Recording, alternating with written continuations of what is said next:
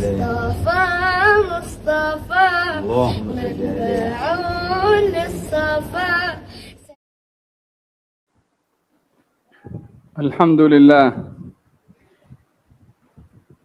الذي أرسل رسوله بالهدى ودين الحق ليظهره على الدين كله.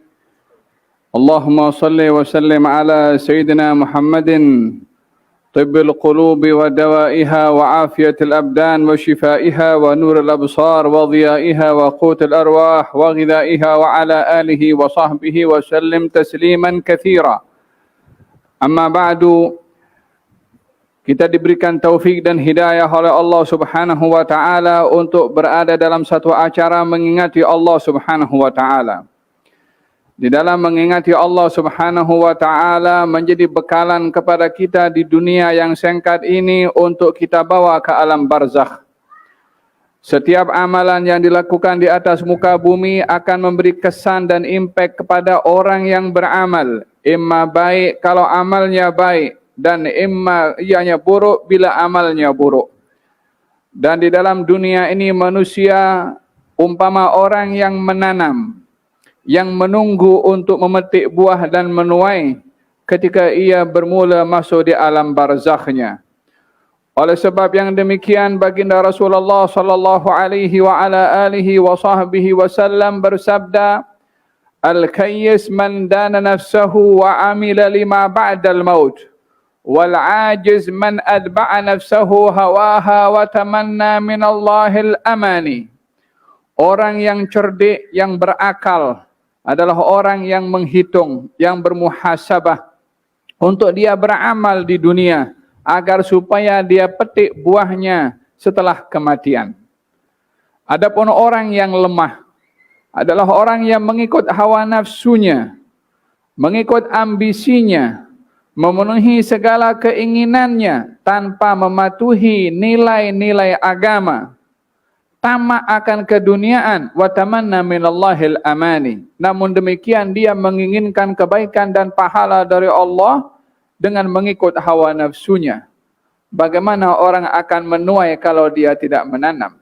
Bagaimana orang itu akan petik buah kalau dia tidak menanam benihnya? Ini adalah satu angan-angan. Demikian perbezaan yang dijelaskan oleh baginda Rasulullah sallallahu alaihi wa alihi wasallam. Bagi mereka yang hidup di dunia hanya dua keadaan, imma beramal baik atau sebaliknya. Kesan daripada amalan yang dilakukan oleh seseorang di atas muka bumi ini, pertama dia akan petik hasilnya adalah ketika di dunia dengan kehidupan yang tenang dan juga di barzakh dengan kehidupan yang lebih tenang. Adapun di dunia, ketenangan yang didapat oleh seseorang yang beramal saleh adalah ketenangan dan kesenangan dalam hati. Kesenangan dan ketenangan bukan hanya dilihat bukan hanya difahami dengan seorang itu mendapat apa yang diinginkan dalam hal keduniaan. Berapa banyak orang sehat tapi tidak senang. Berapa banyak orang memiliki harta benda tapi dia stres. Berapa banyak orang dapat sukses dalam hal keduniaan, tapi dia tidak pernah merasa sejahtera dalam hidup, sehingga kalau ingin tidur pun juga memerlukan obat tidur, karena tak boleh tidur walaupun berada di katil yang begitu empuk, di tempat yang begitu nyaman, tetapi tidak mendapatkan hakikat ketenangan dan ketentraman, serta kenyamanan dalam hidup. Karena ketenangan, Allah tidak pernah meletakkan ketenangan dan kesenangan pada kebendaan atau keduniaan yang hina di mata Allah Subhanahu wa taala. Bagaimana akan meletakkan kesenangan pada keduniaan yang dunia ini, kata Nabi Muhammad sallallahu alaihi wasallam, "Law ta'dil indallah janah ba'udah ma saga minha kafiran syarbata ma." Kalau dunia ini ada nilainya di sisi Allah walaupun sebesar sayap nyamuk, maka tak akan diberikan seteguk air pun kepada orang kafir, kata baginda Rasulullah sallallahu alaihi wasallam. Tapi karena tak ada nilainya di sisi Allah, bagaimana orang memikirkan bahwasanya kesenangannya itu ada kepada sesuatu yang hina di mata Allah Subhanahu wa taala? Siapa yang mengatakan kesenangan ada kepada keduniaan yang ianya adalah tidak ada nilai di sisi Allah Subhanahu wa taala, orang ini adalah hidup dalam khayalan. orang ini mencari sesuatu di suatu tempat yang sesuatu dicarinya tidak wujud, yang ada dalam khayalannya sahaja. Bagaimana akan merasai hakikat sementara yang dicari hanya dalam khayal? Hakikat kesenangan yang Allah berikan kepada orang yang hidup di atas muka bumi ini sebelum di barzakh yang lebih nikmat dan lebih indah lagi. Allah berfirman, "Man amila salihan min dzakarin wa untha wa huwa mu'minun falanuhyiyannahu hayatan thayyibah wa lanajziyannahum ajrahum bi ahsani ma kanu ya'malun." Allah berfirman dalam Al-Quran, barang siapa yang beramal saleh, laki-laki atau perempuan, dalam keadaan dia beriman, maka kami Allah pasti akan beri kepadanya kehidupan yang baik di dunia, kehidupan yang senang di dunia. Wala najziyannahum ajrahum bi ahsani ma kanu ya'malun. Adapun di akhirat bermula di barzakhnya adalah lebih besar balasan yang diberikan oleh Allah, lebih baik hasil daripada perbuatannya di dunia. Apa ruginya orang beramal baik di dunia ini walaupun mengorbankan hartanya, kalau diberikan kesenangan oleh Allah Subhanahu wa taala di dunia di barzakh yang tidak didapat oleh orang yang menyimpan hartanya kalau tidak menyedekahkan di jalan Allah Subhanahu wa taala walaupun memiliki segala-galanya. Kita melihat dalam kehidupan para sahabat radhiyallahu anhum wa ardahum, diberikan kenikmatan oleh Allah Subhanahu wa taala yang luar biasa dalam kebendaan. Salah seorang daripada mereka bernama Dzul Bijadain. Seorang sahabat Nabi, asal namanya adalah Abdu Manaf. Beriman kepada Rasulullah di usianya yang masih 16 atau 17 tahun. Hidup sebagai seorang remaja yang dimanja oleh orang tuanya dengan pelbagai macam kenikmatan keduniaan. Orang tuanya kaya raya, dimanjakan pada pakaiannya, pada segala-galanya yang diinginkan, pada transportnya, pada cincinnya, pada wangi-wangiannya, sehingga dikenali sebagai anak muda yang mendapat keistimewaan yang tidak ada pada anak-anak muda yang lain pada zaman itu. Namun ketika Islam masuk dalam hatinya, beriman kepada Rasulullah sallallahu alaihi wa alihi wasallam, di mana Islam pada ketika itu adalah tercermin melalui perbuatan baginda Rasulullah. Islam ketika lahir bersama dengan kenabian Nabi Muhammad sallallahu alaihi wa alihi wasallam itu diterjemahkan, difahami oleh orang lain tentang Islam melalui kepribadiannya dulu kepada baginda Rasulullah. Sebelum tekstual yang disampaikan oleh Nabi, Nabi itu sudah menerjemahkan Islam agar supaya dikenali Islam itu melalui perbuatan orang Islam dan tidak hanya dikenali Islam sebagai tekstual yang dibaca oleh semua orang. Apa yang difirmankan oleh Allah dalam Al-Quran hendaklah diterjemahkan oleh orang yang beriman dengan Al-Quran secara praktikal, supaya antara Quran yang bersifat tekstual itu dapat dilihat hakikatnya kepada orang yang beriman dengan Al-Quran secara praktikal. Kalau tidak, maka akan ada jurang, ada pemisah di situ antara Quran secara tekstual, hadis secara tekstual dengan perbuatan umat Islam yang beriman kepada Quran dan hadis. Kalau bertentangan, bagaimana orang akan mendapatkan hidayah? Beriman kepada Quran dan hadis, kalau orang yang beriman pun tak laksanakan apa yang ada dalam Quran, apa yang ada dalam hadis Nabi Muhammad sallallahu alaihi wa ala alihi wasallam. Oleh sebab itu beliau digelari dengan Al-Amin sebelum lagi diangkat menjadi nabi. Jujur dalam tutur kata, memenuhi janji, dipuji akhlaknya oleh kaum musyrikin pada ketika itu sehingga tidak menjumpai mana yang boleh untuk nak menghentam Nabi itu atau mencari cacat atau aib pada Nabi, tak jumpa sama sekali. Mula daripada sebelum menjadi Nabi, apatah lagi setelah diangkat oleh Allah menjadi Nabi, tidak dijumpai. Demikian diterjemahkan oleh baginda Rasulullah agar supaya kita paham, Islam bukan hanya tekstual, Islam bukan hanya manhaj dibaca, Islam adalah Anda, Islam adalah kita sebagai seorang Muslim. Biar orang melihat tentang Islam pada perbuatan, pada tutur kata kita, pada sikap kita, pada perniagaan kita, dalam interaksi kita, dalam keluarga kita, dalam persahabatan kita, dalam pentadbiran kita, dalam sebagai apapun kita diletakkan oleh Allah Subhanahu wa taala. Biarlah kita ini merasa ada izzah dengan Islam yang dianugerahkan oleh Allah kepada kita, dengan kita dapat menunjukkan dan tidak murah marwah ini untuk dikorbankan semata-mata untuk keduniaan sehingga kita berdusta yang bertentangan dengan Islam. Kita rashwah yang bertentangan dengan Islam. Kita menipu yang bertentangan dengan Islam hanya semata-mata keduniaan. Bila kita melihat bagaimana Nabi mendidik para sahabat radhiyallahu anhum wa ardhahum dengan Islam secara praktikal, mereka menghayati makna yang ada dalam kandungan Islam ketika berhadapan dengan situasi-situasi tertentu seperti Dzul Bijadain yang hidup dengan kemewahan, memiliki segala-galanya di usia remaja, yang usia ini sangat mencabar bukan hanya di zaman ini, tapi di zaman itu juga. Oleh sebab itu dikatakan dalam hadis Nabi Muhammad sallallahu alaihi wasallam, katanya Allah ini merasa takjub kalau ada seorang anak muda yang dia dapat mengawal dirinya daripada melakukan maksiat. Yakni dia mengawal dirinya daripada tergelincir, daripada melanggar perintah Allah Subhanahu wa taala. Di masa dia mendapat cabaran yang luar biasa di masa mudanya, ini menjadi satu hal yang mentakjubkan Allah Subhanahu wa taala dalam tanda kutip, bukan seperti takjubnya manusia.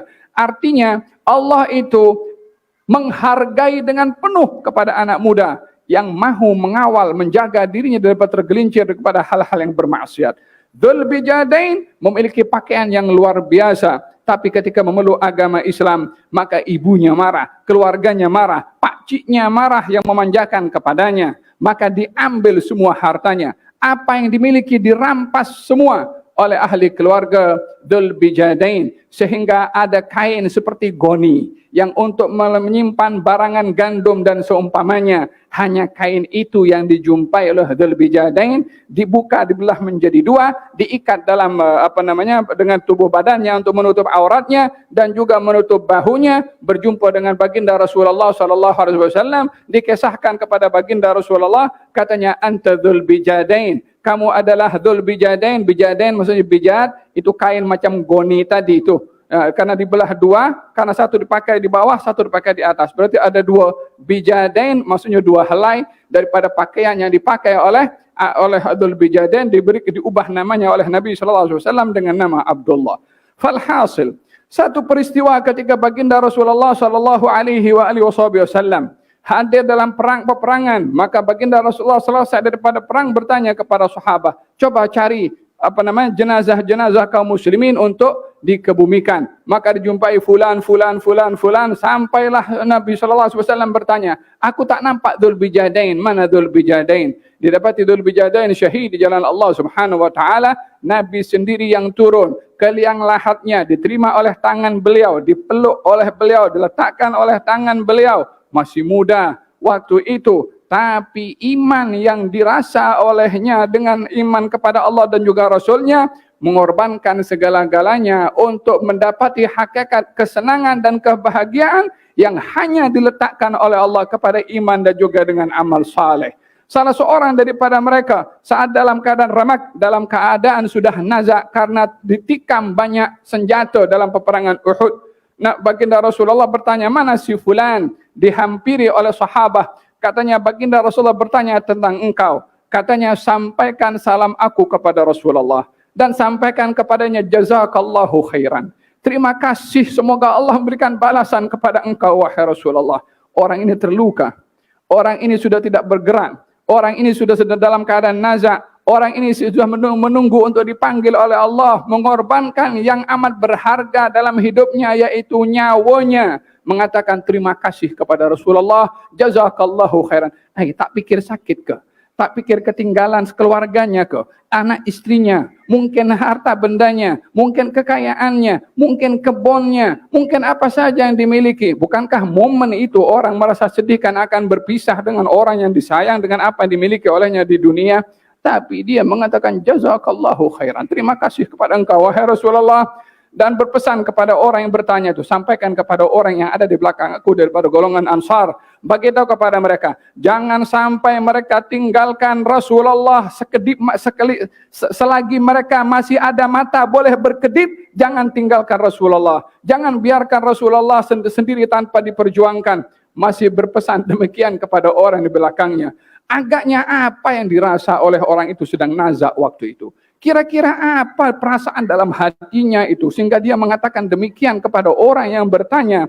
tidak memikirkan masuk alam barzakh nanti, macam-macam yang akan disoal di situ, ya mendapati hakikat makna iman yang dirasai olehnya dengan beriman kepada Rasulullah sallallahu alaihi wasallam. Hatta nazaknya gembira, hatta nazaknya senang, hatta dalam keadaan nazaknya merasakan nyaman dan juga tentram. Di mana kita akan mendapatkan hal sedemikian kalau bukan dengan iman dan juga dengan amal saleh ketika berada di dunia?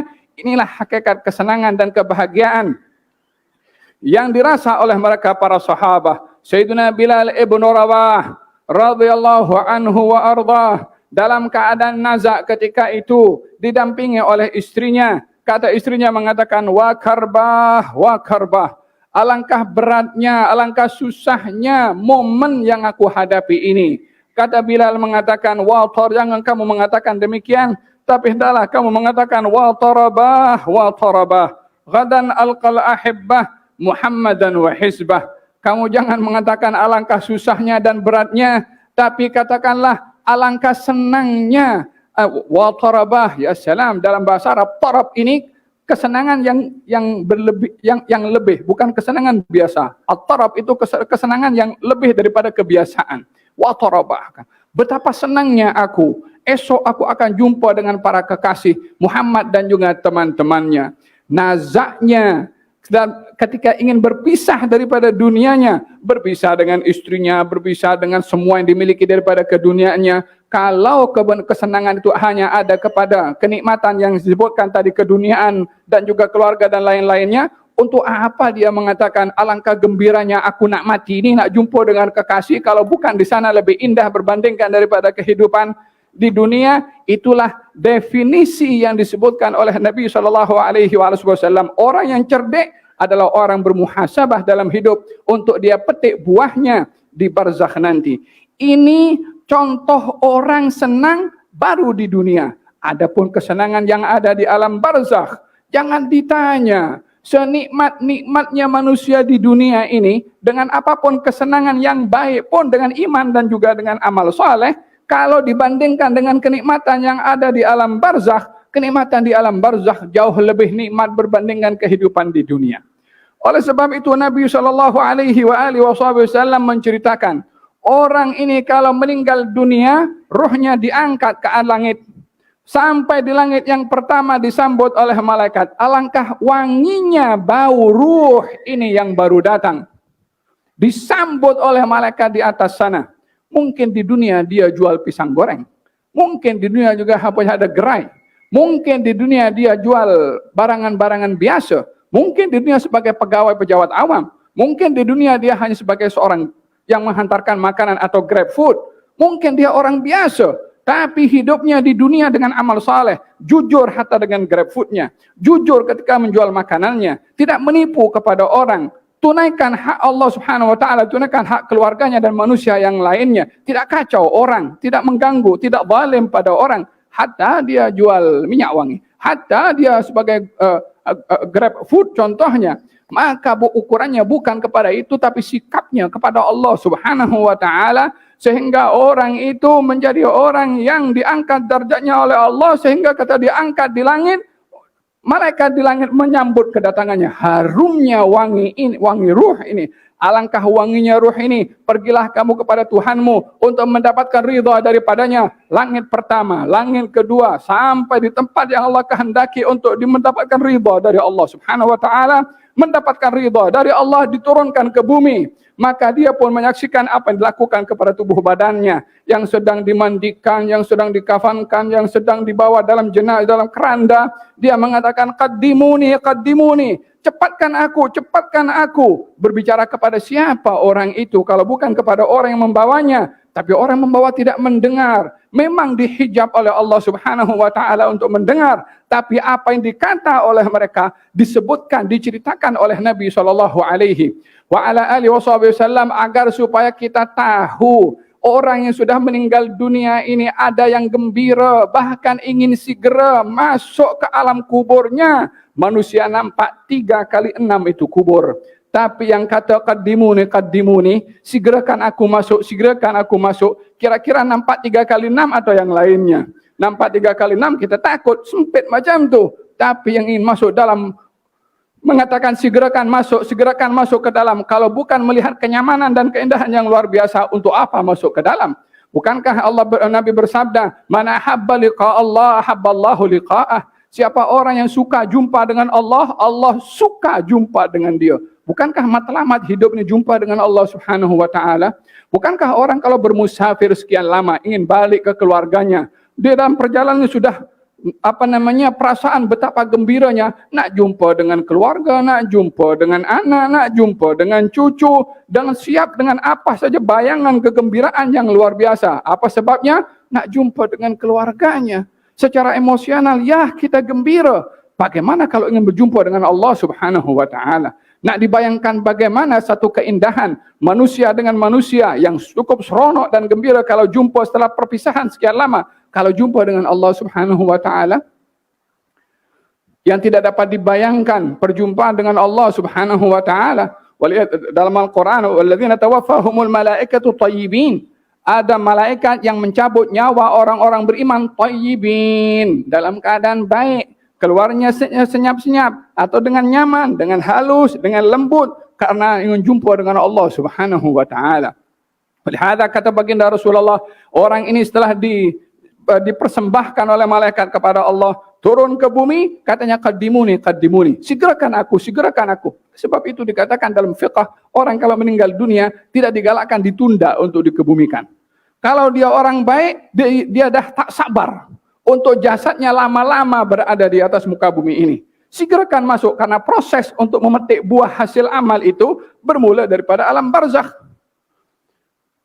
Dalam kitab Sirah A'lamun Nubala ditulis oleh Imam Adz-Dzahabi, salah seorang salihin bermimpi kepada Imam Ahmad ibn Hanbal setelah meninggal dunia, setelah kewafatannya. Didatangi oleh malaikat Munkar dan Nakir. Ditanya, "Man rabbuka? Man nabiyuka?"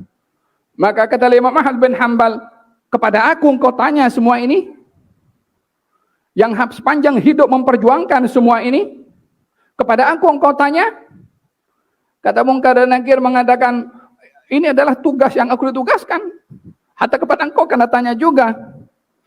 Hal ini ingin menggambarkan betapa orang berada di alam barzakh itu ada kehidupan, ada fakta, ada satu situasi dan kondisi tersendiri yang berada di dalam sana. Walihada orang meninggal dunia, kata Nabi, qaddimun, kalau dia orang baik, cepatkan aku. Tapi kalau dia orang jahat, yang di dunia zalim pada orang, yang di dunia maksiat selalu, yang di dunia tak peduli dengan umur yang diberikan oleh Allah Subhanahu wa taala untuk apa digunakan. Harta diberikan oleh Allah tak tahu untuk digunakan untuk apa. Zakatnya tidak ditunaikan. Orang yang dia hidup di dunia tidak melakukan amal kebaikan, bermula daripada diambil nyawanya, diangkat ke langit, malaikat dah tolak. Betapa busuknya ruh ini. Tolak balik ke bawah, lepas wala langit yang pertama pun. Kembali ke dunia juga menyaksikan jasadnya. Ketika dibawa dia mengatakan, kembalikan aku, kemana engkau akan bawa aku? Dia melihat yang lebih dahsyat di sana. Makanya dia tak mau untuk masuk ke dalam barzakh, karena yang akan diterima lebih teruk daripada apa yang dilihat dan dirasa olehnya, sementara di antara alam dunia dan juga di alam barzakh. Oleh sebab yang demikian, ingatlah bahwasanya hidup di dunia ini adalah untuk kita beramal, yang dengan amal itu kita akan memetik buahnya. Kata baginda Rasulullah sallallahu alaihi wasallam, kalau ada jenazah yang lalu, kata Nabi, mustarihun au mustarah. Ini mayit sedang rehat atau orang lain yang rehat. Kenapa dikatakan rehat? Amalnya sudah selesai. Dengan keluarnya ruh daripada nyawa, daripada tubuh badannya, amal selesai. Bermana time untuk rehat di barzakh. Jangan disangka barzakh itu 6 kali 3 kali 6 itu size-nya. Bagi orang yang beriman dan beramal saleh, wallah, ianya adalah lebih luas, lebih indah daripada apa saja yang kita bayangkan daripada keindahan dan keluasan yang ada di atas muka bumi ini. Tapi semua bergantung kepada dua, iman dan amal soleh. Hadirin hadirat yang dirahmati oleh Allah Subhanahu wa taala, Kita ingin bersama-sama bermuhasabah dalam hidup yang singkat ini untuk kita memperbetulkan hubungan kita dengan Allah. Dengan kita memperbetulkan hubungan kita dengan sesama manusia. Keduanya saling berkait yang tidak dapat dipisahkan.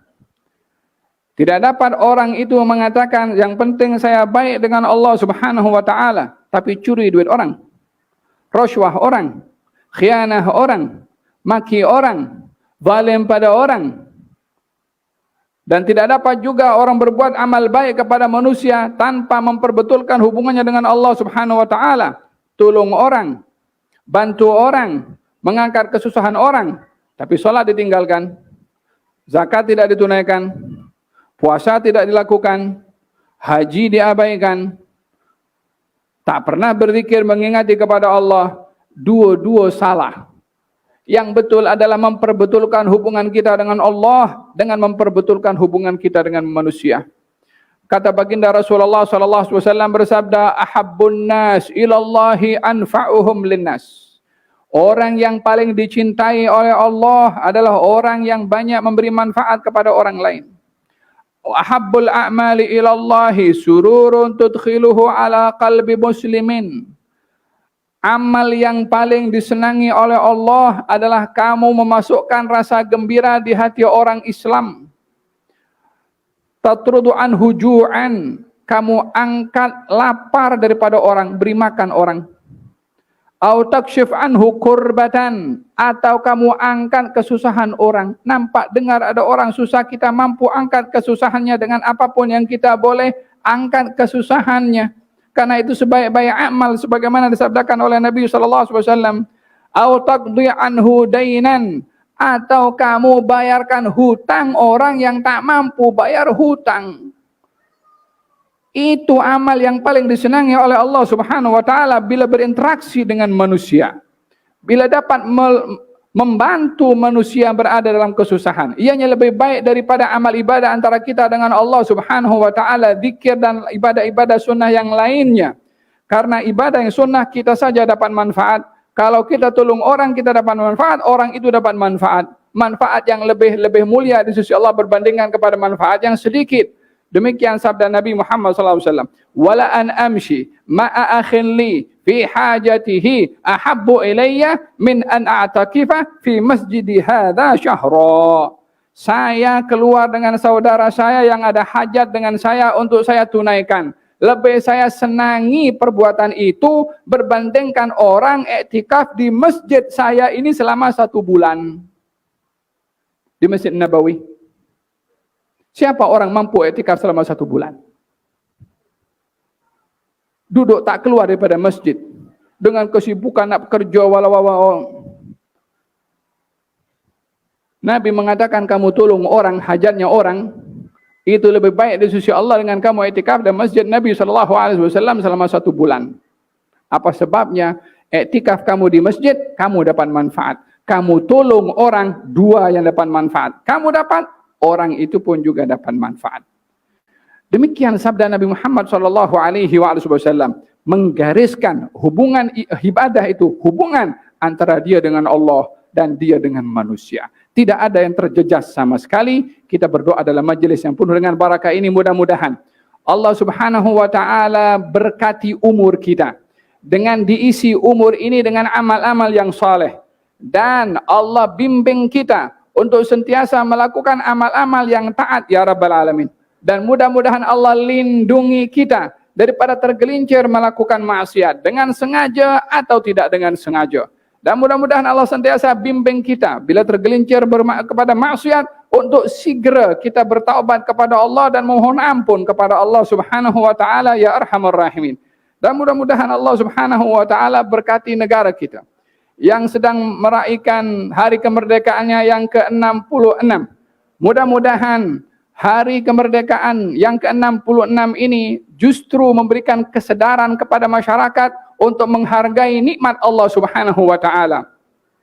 Menjaga nikmat yang diberikan oleh Allah Subhanahu wa taala dengan patuhnya kepada Allah Subhanahu wa taala, dengan taatnya kepada Allah Subhanahu wa taala, dan juga dengan berkhidmat untuk memberikan manfaat kepada semua manusia agar supaya diturunkan keberkatan oleh Allah Subhanahu wa taala daripada langit dan juga bumi. Walau anna ahlal qura amanu wattaqau lafatahna alaihim barakatin minas samai wal ard. Kalau penduduk negeri, penduduk negara, penduduk wilayah beriman dan bertakwa, Allah akan buka pintu-pintu keberkatan daripada langit dan juga daripada bumi. Tapi kalau dia kufur kepada nikmat yang diberikan oleh Allah, maka azab Allah akan diturunkan. Kita berlindung kepada Allah daripada azabnya, ya Rabbal Alamin. Dan mudah-mudahan Allah turunkan keberkatan daripada langit dan juga daripada bumi. Dan mudah-mudahan Allah lindungi kita daripada perselisihan, daripada maki-memaki, daripada mengaibkan satu dengan yang lain. Diberikan kesedaran oleh Allah Subhanahu wa taala bahwasanya hidup tanggung jawab.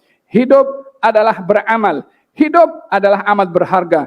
Hidup hanya sekali, selepasnya adalah hanya memetik buah daripada kehidupan yang singkat ini. Mudah-mudahan Allah Subhanahu wa taala imarahkan umur kita dengan amal yang saleh dan diberikan oleh Allah sehat walafiat, diberikan oleh Allah husnul khatimah ba'da umrin tawil wa halin jamil ma sabat tamkin. Dan mudah-mudahan kubur kita adalah kubur yang diberikan oleh Allah bahagian daripada taman-taman syurga. Orang-orang tua kita, orang-orang yang kita sayangi, sahabat-sahabat kita yang mendahului kita berada di alam barzakhnya. Mudah-mudahan Allah Subhanahu wa taala berikan keindahan dalam hidup mereka di alam barzakhnya. Dikumpulkan mereka dengan orang-orang salihin, ya Rabbal Alamin. Dan kita dikumpulkan bersama dengan mereka orang-orang saleh di dunia, di barzakh dan juga di akhirat. Wa sallallahu ala sayyidina Muhammadin wa ala alihi wasallam. Alhamdulillahirabbil alamin.